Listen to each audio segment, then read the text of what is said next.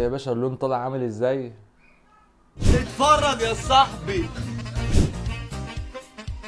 ممنوعات يا صاحبي.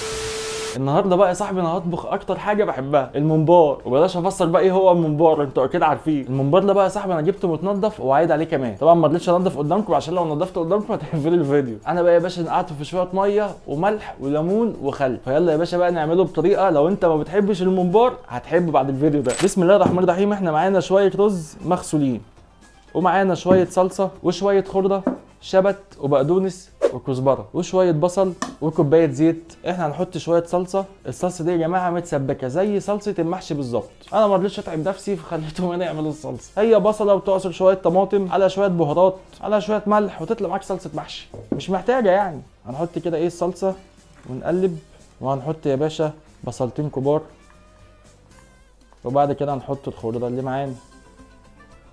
انا المعلقه دي مش جايه معايا سكه، انا كده كده هحشي بايدي. نقلب يا باشا بايدينا يا باشا. هنحط يا باشا كوبايه زيت كده صغيره، والزيت دوت ليه بقى؟ عشان يفلفل الرز كده وهو في الممبار. اول حاجه هتفتح الممبار كده وهتدخل صباعين الاتنين كده، وبعد كده يا باشا هنجيب الخلطه اللي معانا دي ونفضل يا باشا نحشي كده كده.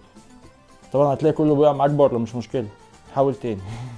انا كان مالي ومال المحشي، انا كنت باكل على الجاهز وخلاص. كده ايه، حشينا من الناحيه دي، نقلب كده يا باشا ونحشي الناحية التانية. هنقوم فاتحين وحاطين ايدينا وبرده نفضل نحشي. الخلطة ريحتها جامدة. وبعد ما حشينا كده يا باشا هنوزع الرز كده، وما نملاش رز جامد عشان كده كده هيتنفخ لما يتسلق بالمنظر ده يا باشا. اللهم صل على النبي. طب وقعد الله اشتغل في مصبح. ومعانا هنا بقى حلة على النار فيها ميه وبصل وسبع بهارات وفلفل اسود وورق لورا. اسمه لورا؟ وورق الشجر ده اللي ما بعرفش اقول اسمه. تغلي يا باشا. يلا بينا بقى نسقط فيها الممبار بتاعنا. بسم الله.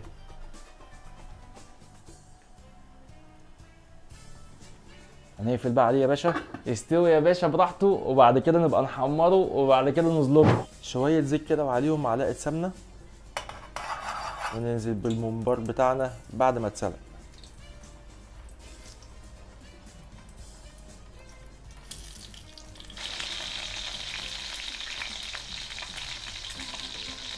واول ما ياخد معانا تحميره نقلبه على الجنب التاني.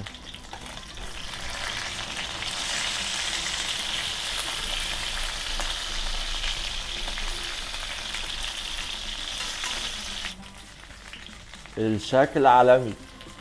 بص يا باشا اللون طالع عامل ازاي، عالمي. بسم الله. طب وعد الله عالمي.